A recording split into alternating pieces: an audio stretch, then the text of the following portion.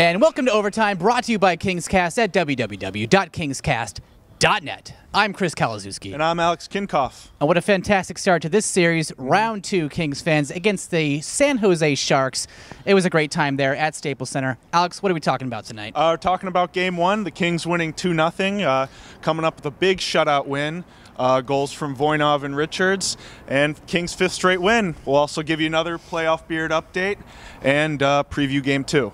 That's right, Kings fans. So this is episode 196, Kings, Sharks, Game 1.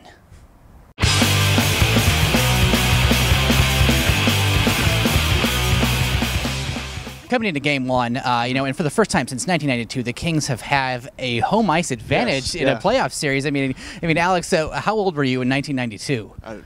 Three.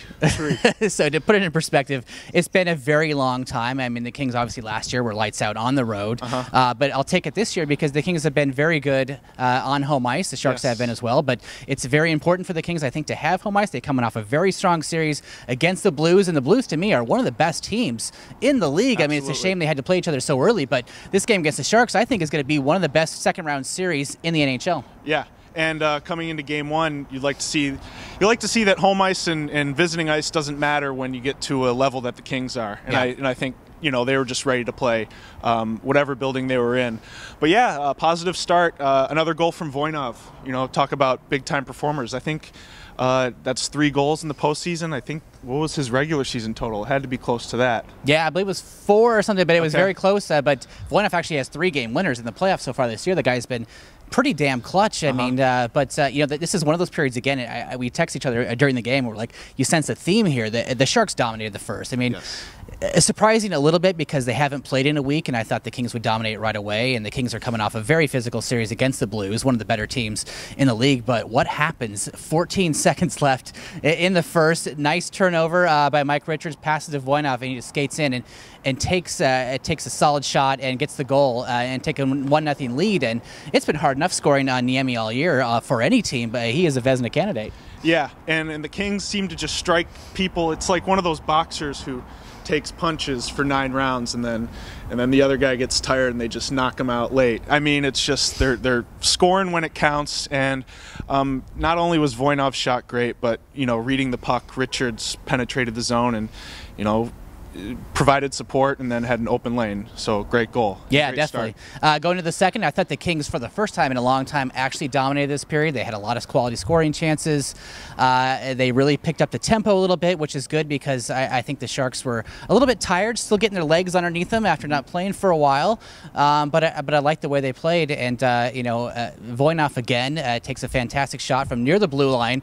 Goal was credited to Mike Richards because he did have a fantastic screen, sort of jumped up in the air right in front of Niemi. It was a perfect timing and got the goal. That was reversed, obviously, for Richards. But, another great goal towards the end of the period. I mean, this is a Kings team that is showing that they are back and that they are a team that is a serious contender. Yeah, and different players are producing every night, or every different night. It's a different set of guys. It's not the same.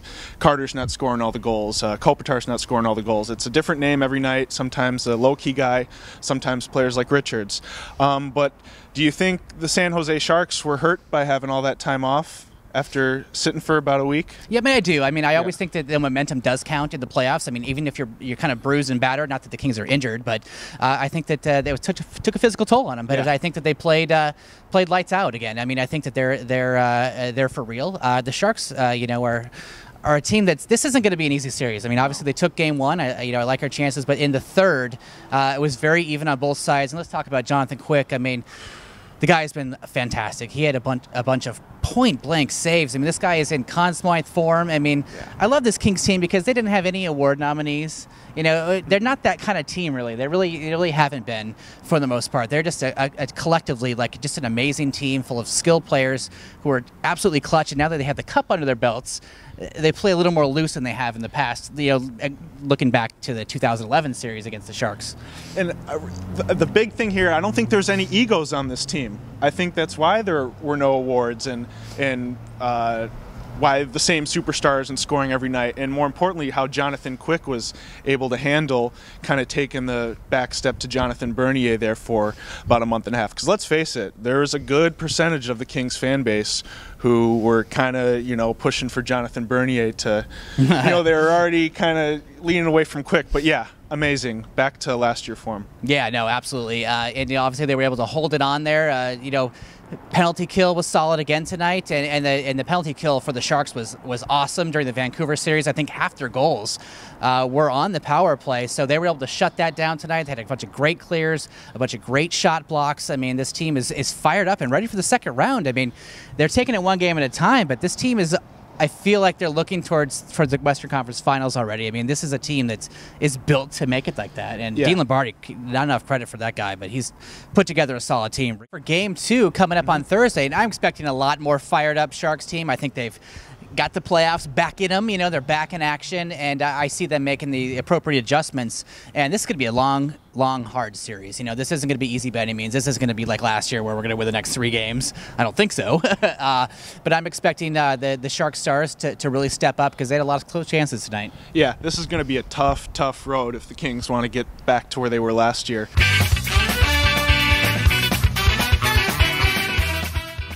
All right, Kings fans, and now a 2013 NHL playoff beard update, this time with actual images.